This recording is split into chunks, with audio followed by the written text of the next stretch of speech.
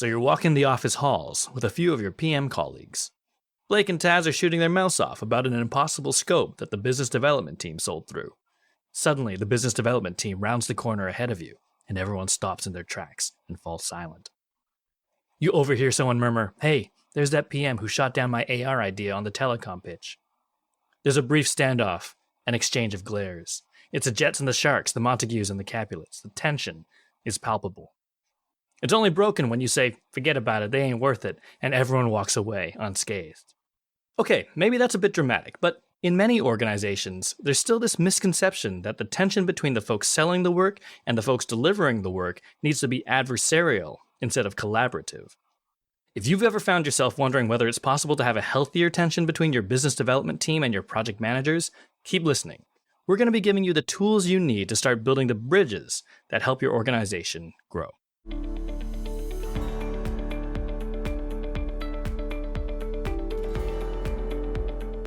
Hey folks, thanks for tuning in. My name is Galen Low with the Digital Project Manager. We are a community of digital professionals on a mission to help each other get skilled, get confident, and get connected so that we can amplify the value of project management in a digital world. If you want to hear more about that, head over to thedigitalprojectmanager.com. Okay, today we are talking about the tension between business development teams and project delivery teams and how to make that a healthy tension that pushes your organization forward instead of creating drag. With me today is Nick Wilkinson, a longtime project manager and account manager who has worked on everything from native apps to mixed reality experiences, and who has now moved into a full-blown business development role with Steamclock. Hello, Nick. Hi, Galen. Thanks very much for having me here. Thanks for being on the show. I'm excited to dig into this. This is, for regular listeners, they will know that the crossover between project management and business development is exactly where my heart lies. You cut me, I bleed project management and business development. So I'm really excited to dive into this today, a really important topic. But before we get into it, I thought maybe you could tell our listeners a bit about your background and kind of how you found your way into your current role. Yeah, absolutely. So I've been working as a project manager for about 20 years. My background is in engineering. I studied mechanical and mining engineering at UBC. And then I found myself having a bunch of jobs where I thought I was doing one thing, but really I was doing project management. So that started with when I was working as an engineer, really I was a project manager. And then I went from manufacturing to logistics. So I was very lucky to find myself in the position of working as a contractor on a project related to NASA and the Canadian Space Program. And that was my first taste of like marshaling large groups of people towards a common goal over a long period of time. So I really feel like I got my teeth as a PM just in general there, even though it wasn't really related to like the digital side of things. And from there, I worked doing some consulting and then eventually made my way to actually working as a PM at a software development shop.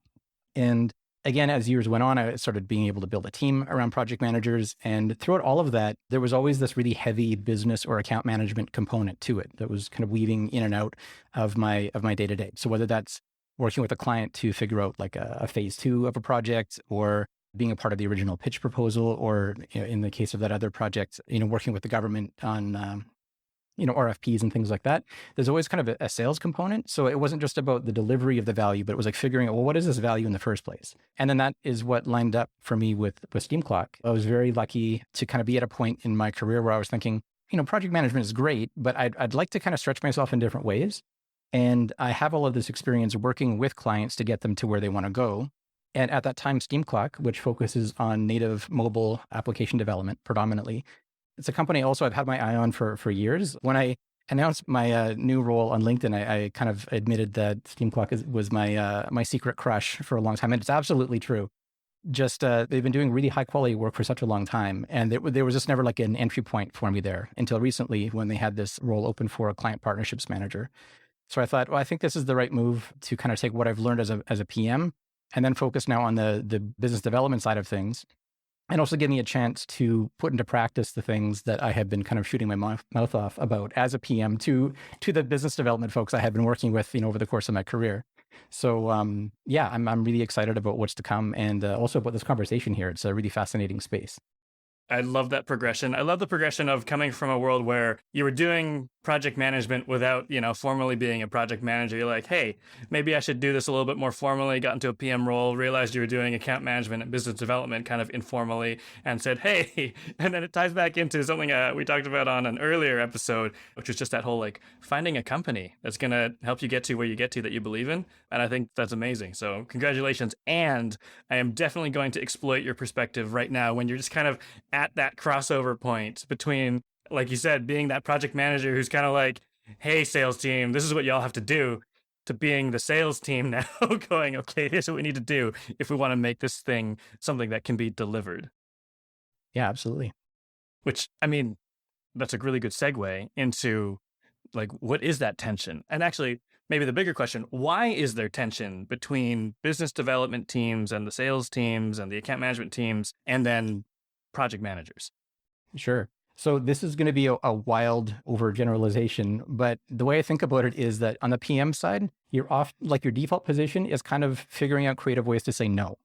Like you're never, of course, going to just come out and say no to a client. We can't do that. Like you find ways around that where you're still working towards a win-win, but that's kind of, at least in my experience, has been kind of like the baseline is like, how do we get something done within the constraints of reality? And often that involves having to say, well, we can't do that, but we can do this thing. Whereas on the business development side, at least from what I've seen, and again, in my experience, the default has been finding creative ways to say, yes, we can do whatever you want, right? We're going to promise you the moon and absolutely we can deliver that. And I think, those are very extreme ends of that spectrum, but I think that's what the source of the tension is often in business development, you are not necessarily a part of the day-to-day of getting the work done. You don't know what that lived experience is like of having to stress through, the daily stand-ups and things aren't necessarily going right. And, there's something that, we had, made some assumptions as a development team and it turns out they're not correct. And now we have to, redo some work and just what that feels like, right? The PM will feel that acutely because they're with the execution team every step of the way. And I guess I should also mention, like, from my experience, it's really coming from a point of view of services delivery, right? So this isn't necessarily, a product manager kind of perspective in a product company or selling, licenses to a SaaS platform or something. It's really when you're delivering creative services or development services. So I think that's kind of the core, for me anyways, of that tension. And the trick is to try to like reconcile that difference. Like how, as a business development person, do you develop the empathy for the team and show that you've got some skin in the game there and that what happens to the project is also happening to you and you're all in this together. But then also on the PM side, realizing that, this is a business. And the point is in part, like not just to be really satisfied with the work that you're doing, but also, you need to make money to stay in business. So reconciling that, I think, is a big part of this. I really like that framing because it also frames that this is a necessary tension. You know what I mean? Like you said, creative ways to say yes and creative ways to say no. This sort of like fulcrum between, being very pie in the sky, blue sky inspirational to, okay, well, how are we actually going to execute this? And let's make sure it's as realistic as possible and not make too many promises that, we can't deliver on. But at the same time, like that is actually what makes it work, is that you have these two different perspectives coming together to creatively say yes and creatively say no to find something that is actually business viable. Absolutely. I think that's a really great framing. And it's sort of like this tug of war that is not supposed to end, right? No one is supposed to win.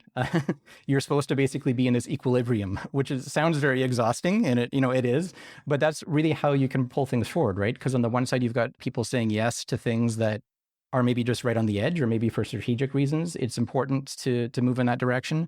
And then on the execution side, you've got people saying no, because this is the reality of the situation, and here's what's possible and what's not possible. So it's a very exciting place to be, for sure.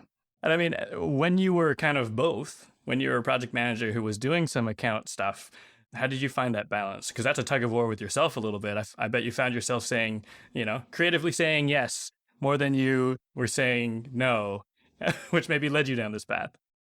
Yeah, it was an interesting place to be because I guess while I was in an account management role, it was sort of like it was on easy mode because it was like, say, for the continuation of a project that we knew we wanted anyways, right? So the client's already been vetted and qualified. We know we've got a great relationship with them. How do we keep this train going? So that the internal tension there is a lot different than when it's a brand new lead. And I had also been in that situation before several times, but there it's clear that it's very easy to get swept away by the thrill of the sale, right? Because it's exciting and that's how you're defining success is like, well, I'm a salesperson. If I sell things, then I'm successful. But that's what I'm finding now about with this new role and also with the perspective of having been a PM is like the goal isn't necessarily the sale. The goal is the fit. Like, how do I make sure that the strength of the team that I'm working with is a really good match for the client and their particular ask? If it's not a fit, then this is probably not something that we should be pursuing. Like, even if you're capable of convincing the client, like, yeah, this is going to be awesome. Like, go with us. This is going to be the best thing ever. Like, that's not going to do anybody any favors because now you're hurting your team. And also you're in a way kind of hurting the client. So again, the goal is that balance. Like, how do we know that we're the right fit for you and what you need? And the answer might not always be that we are a fit, right? And I think that's a way to help like dampen some of that inner turmoil and especially the excitement is coming at it from that perspective of like, is this right or not? And I think that's like really apt. And I think a lot of folks who, haven't been in business development roles, not everybody, but some folks, right? In terms of sweeping generalizations, I would say that a lot of folks will be like, well, they get swept up in the thrill of the sale. That's how they're measured. They're measured by selling things and they really don't have to think about anything else. But so now that I've caught you at this moment where you're kind of crossing over and you have a background in project management and delivery and actually, seeing all these things through, like what has been your biggest shift in perspective? And also like what stays the same? I think what stays the same, just starting there, is that idea of protecting the team. I found that when I was a PM, I was always very, very protective of the team and making sure that the environment was as conducive as possible to making sure the team could do their best work on whatever the project was.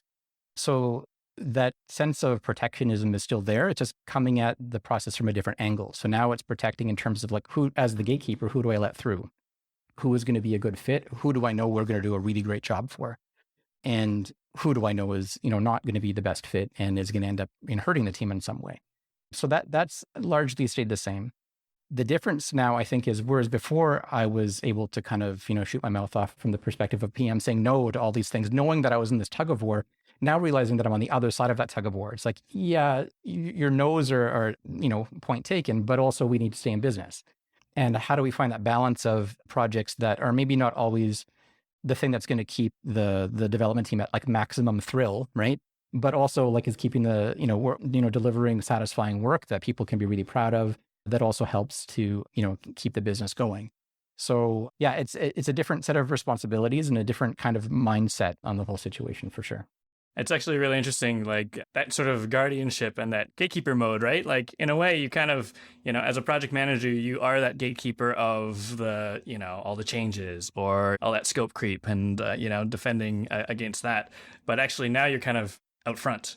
But what's interesting, and I think that some of our listeners might, I hope they find that enlightening a little bit to be like, oh, yeah, like it's not just thrill of the sale, closing it. Like you're helping the business grow also by sometimes figuring out what's not the right fit and guarding the team and protecting the team from having to do that project that's like, hey, we got this $3 million deal. It's impossible to deliver, but like, good luck, like it's not necessarily the best thing for the business. I've had some conversations recently around the incentives that salespeople often have. And I feel like in a situation like the one that I'm in, where you're delivering on like creative or development services, like having some sort of financial incentive for a salesperson is not always the right move. I mean, again, if you're selling, seat licenses for some SaaS platform, sure, like that makes sense because you're looking for volume. But otherwise, like when you're in a situation like where I am, I feel like if I was incentivized to make sales, I'm kind of being incentivized to, in some ways, hurt the team.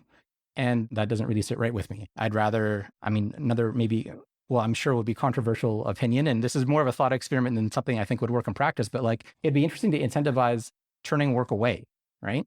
Like if you were actually incentivized to like say no to clients, I think that's an interesting way to think about that gatekeeper role is the better you like, because then you're sharpening those skills on drilling down into, what does this lead really need? And are we really the right group to fulfill that? Because if we're not, well then no. And then there would be some sort of incentive for getting good at that.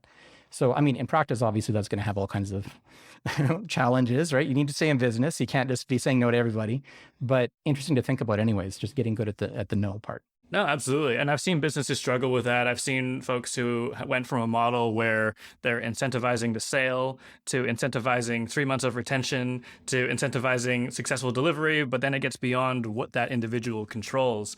But I do like that notion. The thing that I had cranking in my head is like, sometimes as a project manager, but also anyone who deals with risk, you can bring that risk management into business development. And that's actually, the reward is not introducing more risk than is already present. And that could be overpromising, right? That creates risk. Telling the client that you can do something that you can't, that introduces risk. That's bad for the business. There's a monetary value there in terms of like client walking away or going way over budget. It's an interesting model, Like I think it's worth digging into. Not just I said no 16 times this week, but I reduced risk to the business because I said no to these 16 people this week. That's an interesting perspective. And I think a good tie-in because I don't know, us project managers, we love risk management, right? We're like, if this thing happens, then we're going to be in the hole, but we can mitigate this risk by doing this, or we can transfer this risk. I think that's a really, really interesting mindset. And I think the other thing, not to dwell on it too long, but I keep thinking about what you said about the tug of war game. The tug of war game that never ends isn't supposed to end. So you actually don't want to, even if you have the opportunity to, you don't want to drag the other team over the line, because that will actually be the thing that makes it break. You have to find that balance. And I'm extrapolating a bit here, but one of the things I heard you say is you'll look for those interesting projects that the team is going to like to do, but you're also looking to keep the lights on. So you're playing this tug of war with yourself as well to make sure that you are winning work that is enjoyable and that will help your team grow, but not by sacrificing just that business sustainability or just that business health. That's exactly it. And I think a big way to help work towards that is by really getting to know your team, like who you're working with and what they're interested in and what they're not interested in, and folding that into your day-to-day in terms of when you're vetting and qualifying new leads. I've worked in environments in the past where like the sales function is kind of siloed from everybody who's responsible from, like there's that division line in the tug of war, right? But the more you can like exemplify how you're actually a part of the team, like sure, there's that tug of war, but you're actually still on the same team. And that tug of war is really just a game to help make each other better. The more you can, stay with those projects all the way through to the end and be there to be like riding alongside the PM or producer on those projects and helping them with their struggles. And then to the extent that you can, helping the team that's responsible for execution, like the developers and designers and QA and so forth, the more you have an opportunity to build trust, right? And they know that when you're going out and trying to land new work, you're not just trying to sell at all costs. They know that you've got their back, right? So that's a big part of it is understanding who you're working with and how they work, what their interests are. And yeah, it can go a long ways to making that better. Let's pop the hood on that because I like that empathetic angle. And, I agree that, being in there with the team delivering would be the best way to sort of build that trust to understand what you're selling, but not always possible, right? You can't spend 40 hours there and 40 hours doing your other job. But just for the folks who are selling through that work, right? Account teams, business development folks, sales teams, customer success to a certain extent, like what is that core that these teams need to know about project management and how the product is actually made in order for them to sort of start having that empathy and be able to bring that into the role that they play? I think a lot of it starts with understanding what everybody does and how they all work together. You don't need to be like, especially in a software development context, you don't need to be like a professional developer yourself to understand those key points, but just understanding like from the perspective of the PM, like what do you do? Like what's your job, right? If you don't have any PM experience, and learning about, the phases of, how do you onboard a client from the PM perspective, and how are you onboarding the team, and what does the phasing of the project look like? Like who starts getting involved and when do they leave and why do they leave? And how do we ensure that what we're putting out there is a quality result, right? That the client's going to be happy with? Like what are our checks and balances there? Like really understanding the process, and then finding out not just from the PM, but doing that with everybody. So speaking with, the engineering team, like why, what are the things that, keep you up at night about this project or projects in general? What are the things you're always looking for? And understanding also how, aside from the personalities and the skills fit together, but also the technologies at a high level. How does this work together? Like, what do I need to know about servers? And like, why is it important that, APIs are documented, and like, what is an API, and like, who needs to know what this is, and how does that work? Like, how is it different between, say, a web and mobile? And are there any concerns that maybe one has that the other doesn't? just kind of like the day-to-day doing business stuff, I think is really important to understand that, because the more you understand it, the more you have an opportunity, I think, to build trust with your team, because they know that, this person taking active interest in what I do. And that's always cool, right? But also you can speak more authoritatively with clients when they ask technical questions, because you'll understand things at a high level. You still might not know the nitty-gritty of whatever, but you have a team of experts you can ask. So that's okay. But at least you can speak to, a certain level to help make clients feel comfortable that, like, yeah, this team knows what they're talking about and they know what they're doing and they've been doing this a long time. And there's no downside to learning and finding out about people and how they work and what they're doing. One thing I like about that is that you had mentioned, right, in our tug of war analogy, there's this line and it represents a silo. And actually what's really interesting about it is kind of what you framed in, truly the core, especially if you're working with similar teams or maybe even the same team every time, just getting yourself onboarded, right? It's almost like if you were new to the team, what would they walk you through? They'd be like, oh, here's who's who in the zoo. Here's our process. Here's the technology stack that we like to use. And it's almost that same kit. It's the same conversation, but it's just breaking down those walls that have siloed the business development team or the account team from the project management team and the delivery folks. And I just think that, yeah, like all those things, what I liked about it is not just, oh, please tell me everything about what you do, but like, what are some of the things we do and why? And like, how at a high level is the sausage made, so that I can kind of take that with me into a conversation with a client. And I think it's also important to reflect that back to the team as well, so that the team understands what exactly it is that you're selling, because that can happen over time as well, where a sales team can get all kinds of really fun, fancy new ideas about, like, hey, let's position things this way. And over time, there's this drift that happens between what's being sold and what can be delivered, or the way in which it's delivered. And so it's important, just to have checkpoints every once in a while saying, hey, like, when you have some time, I want to show you my pitch deck, because this is what I'm presenting to clients or leads. Like, how does this sit with you, right? Should I change any of this? Is this accurate? Or is any of this like super uncomfortable and I should not be saying these things? Like, it's an iterative process that it's ongoing and never really ends. I really like that sort of like, I'm going to pitch you. You tell me what's wrong with it. And like, when I think back, like I have informally done that in the past, but I actually really like that as a process to be like, here's what the pitch is, tell me what's right or wrong about it before I put it in front of a potential client or a client. I love that. One of the things that you mentioned was, getting smart enough about a thing. But also I've seen that slippery slope of like, okay, well, when do you find yourself either trying to know too much as like an account person or as a business development person? And could that lead to a position where you're not looping in the right experts because you're like, I got this. I know APIs inside and out now. I don't need to ask anybody any questions. What do you think is a good best practice there in terms of making sure that you're looping in a subject matter expert at the right time, like at the limits of your knowledge? No, absolutely. And I think it's a little bit different for every person, depending on where they're at in their particular journey of learning different kinds of skills. So, I mean, it's important to understand, like at a fundamental level, like the building blocks that are being used to put your projects together. And not just, we're talking a lot about development, but also this applies equally to like design or creative side of things as well. Like, why do you use wireframes and where does that come into the process? And when do you move into, say, a tappable prototype or the final UI or motion graphics or whatever? Like, understanding that part of the process is equally important.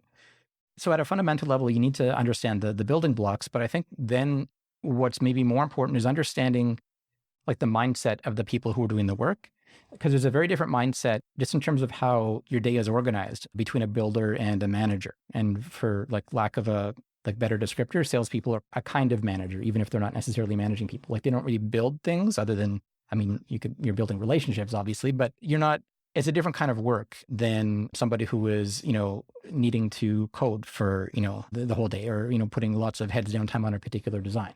So that's something that I've seen in the past as well, is like when you don't have an appreciation for how other people on your team work, then it's too easy just to kind of steamroll through and cause a lot of chaos when you do need to reach out to that subject matter expert. Like, kind of the last situation that you want to find yourself in is, you're talking with a lead, you're very excited, this seems like it might be a good project, but they had a bunch of questions for you that you couldn't answer, maybe technical questions. And then your instinct is going to be, hey, I'm going to like fire off an @channel message to everybody, on Slack in my company and like see who can answer this question. And you're interrupting, the day of a bunch of people. And when you're doing that, on a recurring basis that really can get annoying and it's counterproductive beyond just being annoying. And if you're doing that a lot or scheduling like, hey, do you have 15 minutes quick? I just need to touch base with you about a lead conversation I just had. Well, no, like people who build things need deep time, like deep focused work time in order to do the work that they do. And you need to be mindful and respectful of that. So, I mean, a lot of the solution might come down to process, right? So if you find that you're having to bug like 12 people every time you have a question, maybe figure out like, well, who are the 1 or 2 people who are going to be go-tos, and then work out an arrangement with them around like, is it all right if I, reach out to you every once in a while with these questions, because these questions need to be answered by somebody. And if it's not you, then can you give me some ideas on who? Because I'm a little bit out of my depth maybe, right? Or come up with, just some rules of the game about what's going to lead to a fair kind of work environment where you need to ask these questions, somebody has to answer them, but to minimize that disruption at the same time. So that's a part of it. I think also another part of it is making sure that you're leveling up all the time. So when the team is asking you questions to ask a lead, take note of that. And then make sure that you ask that again the next time you're in a similar situation. Like, don't force the team to have to keep asking the same questions over and over again. Like, have your list of questions that you need to ask, that the team is going to be really interested in knowing about. And over time, you grow your own expertise and your own kind of familiarity with all these different technical concepts. And you might not be able to build them, but you understand, from kind of a high level how they work and why the team would want to know that, and why it's important to try to get that information from a lead. Going a level beyond that, which makes it even more complicated, is like, what do we need to know right now? Like, what do we need in order to actually vet or qualify this client, versus something that we can get into once we've actually got into our, say, kickoff sprint or discovery or envisioning session, whatever you want to call that initial kind of engagement with a client. A lot of the nitty-gritty details come out in that. So that's another kind of gray area, is what do we need to know before we get into that engagement? And what do I need to know to make sure that I think this is going to be a good relationship where we can really deliver a lot of value for this particular client? So I said a lot of words there. I don't think I actually answered your question because it's complicated. I think you did even more than that. That was a empathy epiphany for me. That whole, we talk a lot about, okay, like, figure out how a person likes to work, especially as project managers. We're like, okay, how do you like to work? How can I best communicate with you? And then that example you gave, I know I can name some people, I won't, but I can name some people in my past who were those people who were like, hey, everybody, I have this deal I'm going to close. Like, what's the answer to this question? I need the answer in 4 minutes, And then also the mechanism of going, okay, got the answer. I'm going to give it to the client now or prospect now, but not actually taking the time to learn the thing that you just answered, right? Like, I've seen so many people do it, and even just building that knowledge. And then the other thing I like that you wove in was very PM of you, is the process side of things, right? Which is like, you can be building this process as you go and saying, okay, well, at these moments, I've had to ask these questions, and this is what the team's interested in. And I don't want to bug them all the time. Or maybe I have my informant, right? That person who's just, I have a relationship with them. I give them a chocolate bar, and I only ask them to answer questions after 3 p.m.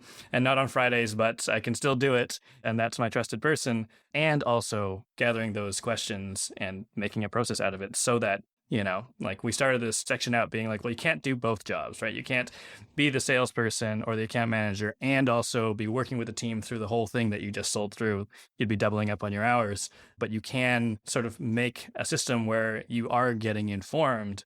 And by staying informed, whatever you do independently is still connected with the reality of actually delivering the project. It's something I feel like I should say too, just to kind of provide context to all of the conversation really, is I'm a big advocate for like workplaces being pretty calm. Like, work should be fun, and it should be calm, and it should be a place where you go and do some satisfying work that you can feel proud of. And a lot of what I'm saying is not really applicable to those environments that are not calm, because sometimes it's expected just culturally that if like sales is at like the top of the heap, and if they have a question, everything is in service of landing that new project, right? And I think that's a much more difficult problem to solve, where like systemically that's what's expected. I guess in my experience, I've been very lucky to work in environments that have not been so much like that, or there's been at least opportunities to push back against that kind of burgeoning culture and advocate for something that is a little bit more relaxed. I mean, I'm just of the opinion that when people are relaxed and happy, they tend to do better work. And so that's where I'm coming from. And if anybody's listening and thinking, well, that wouldn't work in my organization, it's like, well, probably not if it's more like that other type that I gave an example of. I mean, it's even just, it would be insightful to be like, actually, not every organization is like that. The aggressive hyper growth, sales leads the way, and whatever comes from that funnel, we do it, right? We find a way to do it. But yeah, and that's for some people and it's not for others. But it's also good to know that other organizations with different cultures exist, and there can be calm, right? It doesn't have to be madness at work. And actually, as you were just going back a few questions ago, kind of a hot tip that came up for me in terms of like, how do you get more like acumen, I guess, as a business development person or salesperson from your execution team? Often when the team has questions for the lead, they'll give you, they'll kind of vomit up this list of like 20 questions. You can't actually ask 20 questions to the lead, right? Like some of these questions don't need to be asked. Some of them might get way into the weeds, and really just some of those are what's important. Something that I've always found that helps me a lot in terms of kind of upping my game to learn what the main concerns are of the team is rewriting those questions in my own words, as opposed to just passing those along to the client. So I guess that comes from the experience as a PM. Like, that, I mean, the reason in part why we have a PM is because they can be a filter between the team and the client. And the PM knows how to talk to clients and like what's going to be important and a priority for a client versus stuff that they're just not going to care about or not be paying attention to. So in rewriting those questions and putting them on your own words, it helps you, first of all, understand what's even being asked, as opposed to just passing along something that might be hyper technical. And if you get an answer to it, like the answer is not going to even mean anything. And then you're just this middle person, like passing answers and questions back and forth. And it's just kind of wasting people's time. So the more you can internalize those questions and put them in your own words, the faster you can scale up. And also the more effective the conversation is going to be with the lead as well. So just, hot tip for how to level up a little bit there. That's worked really well for me in the past. I love that. I mean, we are filters in both roles, right? Project managers, like you said, but also, anything on the sales side, business development side, accounts, client facing, anything. You are a filter, not a messenger, so to speak. And that's part of the value that you deliver. Your job is not to pass notes back and forth, to your point, right? Your point is to engage with it and take a bit of more of an active role. I wonder if we could flip it a little bit just quickly. We talked about, what can salespeople, business development folks, account folks learn about project management and the way things are delivered. What about the opposite? Like, what should project managers seek to know about how the account team is doing their job, how the business development team is doing their job?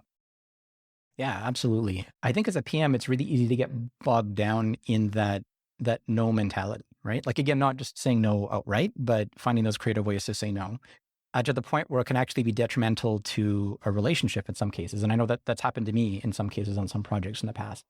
So understanding that, I mean, the project is certainly important, but there's like a wider relationship if you zoom out, and then zooming out even further, there's like just the overall health of the company. And understanding that you play a really integral role in that at all those levels of Zoom as a PM is really important.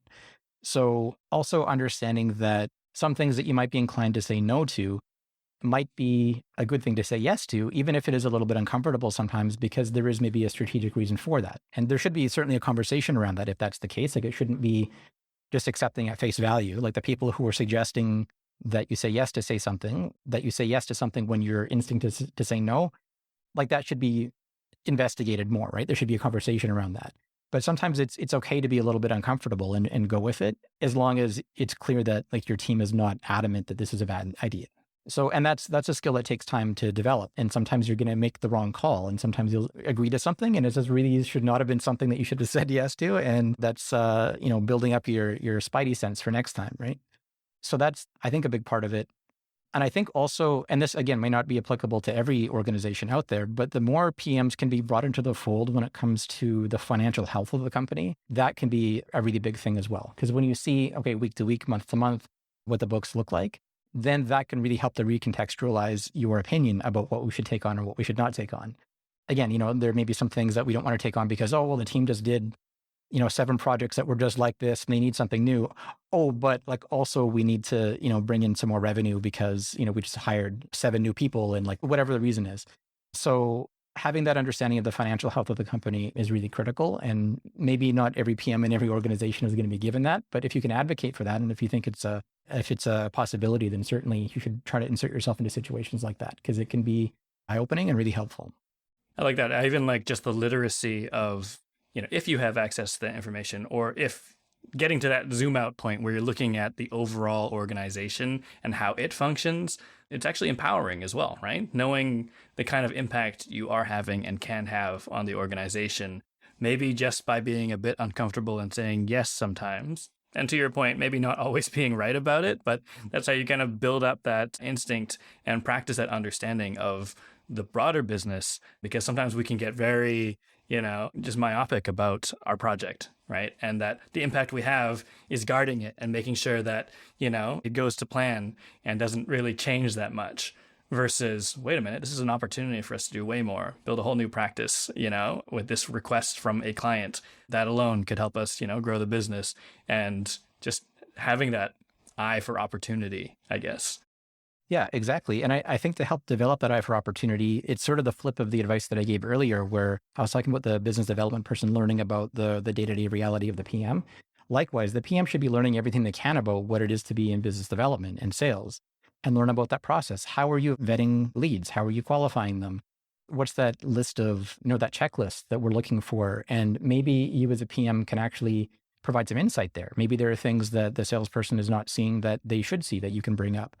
And also just understanding their struggles, because it's a very difficult thing, sales. And, learning more about what are the different channels where either leads come to us or where we're, looking to do outbound sales, and how does that work? And I think, again, coming down to empathy, the more a PM can understand that being a salesperson isn't all like martinis and handshakes, it helps you to get some empathy for what those real challenges are, and to be supportive of those challenges. So then when you see opportunities as a PM to add more value for a client, then right away, either you're able to jump on it in a way that's in line with the processes that business development is set up, or you can pull people in from business development and sales who can help you with that.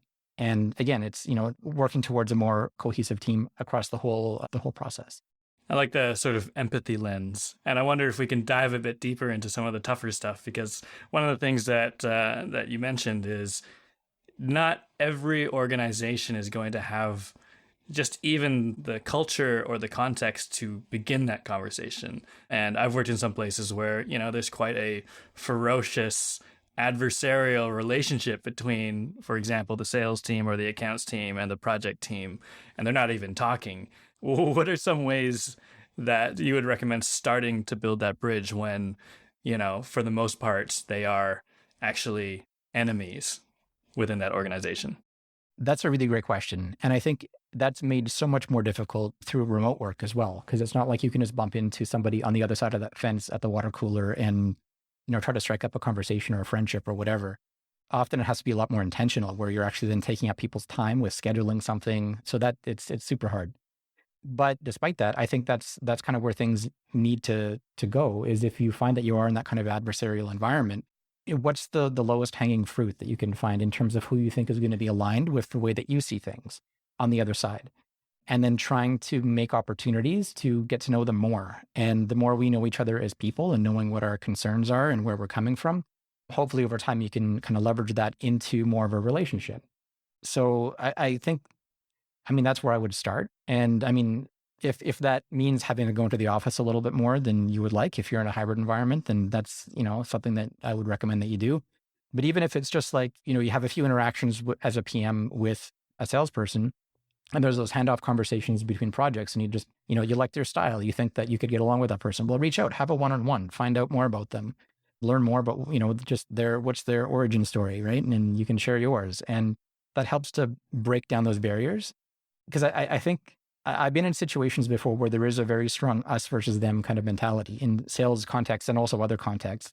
And it's just too easy to dig in on the differences and complaining, oh, they don't understand my concerns. They don't understand what I do or how important I am or whatever the situation is. But as soon as you start learning about the person, that all just starts to crumble. And even to an extreme, I can think of examples where the cliche of killing with kindness actually works, where there's people, and again, I won't name names, but going back years and years and years ago in my own career, people that I really absolutely could not stand. But the thing is, it was getting in the way of getting the work, right? And I realized that there needs to be a way around this. And if it's not going to come from the other person, it's going to have to come from me. And so I just started being super nice and not disingenuous, but just pleasant, because that costs me nothing. I can just be nice to this person whenever I have a call with them or whenever I see them. And then maybe ask them a few questions about themselves. Because again, that's going to cost me nothing. And like, what's the worst that's going to happen? And over time, we actually were able to build up a very solid working relationship where then that person would reach out to me for things and asking for help, and I would help them and they would help me with things. And it was great. So, I mean, I'm not going to take this one data point and expect that that's going to work at every situation, but it is possible. And I think that's really the key, is learning about each other as people and seeing what you can do. And if you are in that kind of environment that is very hyper aggressive and very sales oriented, maybe learning about each other is that first way to help bring that sort of system down and realize that there's other ways of doing work that can be a lot more satisfying and a lot more enjoyable. I really like that approach. I like how targeted and individual the approach is, because, there's a way to look at it and say like, oh, well, set up a process where these two teams all get together and meet, every quarter to talk about what they're doing. But just like any adversarial relationship, like you said, right, as you start to connect as humans, some of that just falls away because, the actual, reasons why we are combatants is somewhat artificial in a way versus, who we are as humans. I really like that. I like that approach. Having said that, there are just some jerks out there too, that no matter how nice you are to them, they're not going to change. And like that's, then at least you have that data, right? You understand where you stand with that person and you can like move on and try something else. So yeah, it's good to be adaptive to whatever's going on. I like the strategic angle there, right? Like, and I think that people have that, they have this false impression, I think. Okay, my opinion is that there's a false impression that being kind, is this sort of like vulnerability, or it's like a weak way of like approaching a problem when somebody's a jerk. But to your point, it costs you nothing and then you can plan, right? It's actually a strategic thing to be like, cool, I'm going to like shower you with kindness and maybe it gets somewhere. And if it doesn't, it tells me more about what I need to know to sort of navigate this relationship.